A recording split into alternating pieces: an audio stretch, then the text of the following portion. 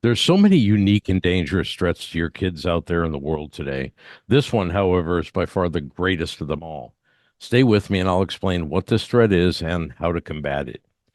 It's time to join the security revolution and untrain the wrong. Everything you've been led to believe keeps you secure but does not, and retrain the right or what truly does keep you secure.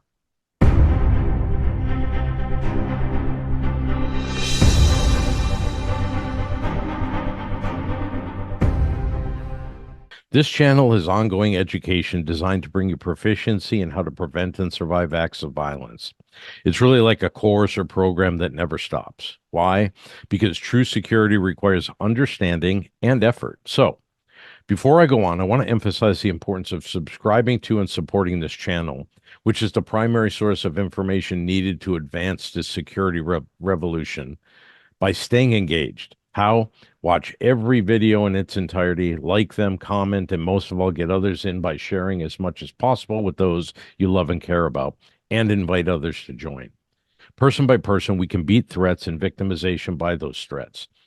Oh, and turn on your notification bell so that you know immediately when we upload new content. So, the most dangerous thought you can have as a parent is not my kid. To what am I referring? Drug use. When I was in law enforcement, one of the most painful things we had to do was give death notifications. And there were none worse than providing such a notification to a parent of a child who had died of a drug overdose. The bigger problem was the number of parents who had no clue that their kids had a drug addiction at all. Now, how does this happen? Many of you might think that it would be impossible not to know, but in reality, it's very easy not to know, especially when you're not paying attention or you don't know what drug addiction looks, sounds, and acts like. And it's simple to not know these things when you're a parent who never thought it could be their kids. You see, it doesn't matter how good you are as parents, how good your kids are, or how good they've been, how good their friends are, how athletic they are, how good their grades are, the fact that you're a religious family, and I could go on and on. We've seen some of the best kids from the best families become addicted to drugs and lose their lives. There are numerous additional problems that you need to be aware of as well. First, drugs are everywhere. In fact, the problem is so big that I can say with complete confidence that you know someone who has a drug problem. You may not know it, but you do. And if by some chance you don't, I promise you, you will. They're in your workplace, they're in your kid's school, regardless of how exclusive the school or how good the town or city they're in. They're in churches, and they can impact people regardless of age. I've seen some very prominent people become addicted to dangerous drugs as late as in their 60s, and it can be you. Now, why is ridding yourself of the not my kid, loved ones, family, or friends way of thinking so critical?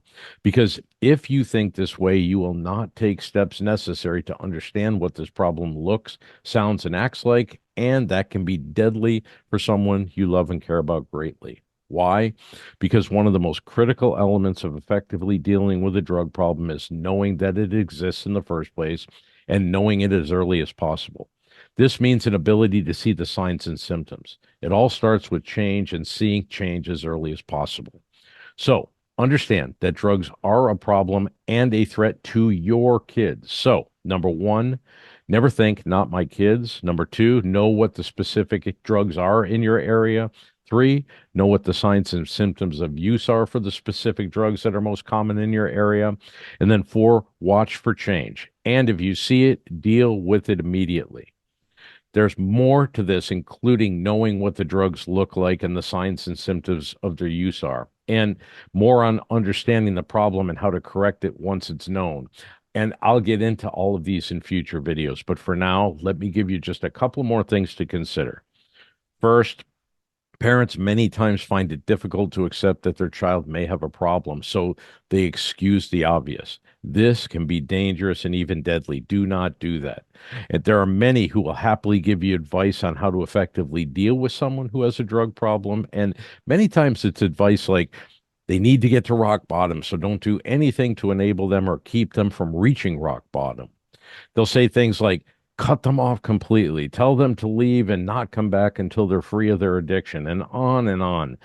My advice, first look at who's giving the advice. They may be well meaning, But ask yourself, have they dealt with this problem in someone they love and care about greatly for more than anything or anyone in the world? If not, their advice may not be worth much. Second, you do what's best for you, your loved one, and your family because there are really no right or wrong answers. There really aren't any rock solid solutions that are universal and will work for everyone. Here's the deal. If you find a loved one with an addiction to a deadly drug, the process is going to be gruesome, but it's worth it. The last thing you want are lifelong regrets because you never thought, not my kids. Stay with us and we'll get you what you need over the course of time. We're trying to avoid information overload, little bits at a time, but in the end, you are going to be as proficient as you can possibly be at keeping yourself, your loved ones, your families, your employees, your kids at school, whatever it may happen to be, as safe and secure as they can possibly be. And it will be a foundation that they will build on for the rest of their lives.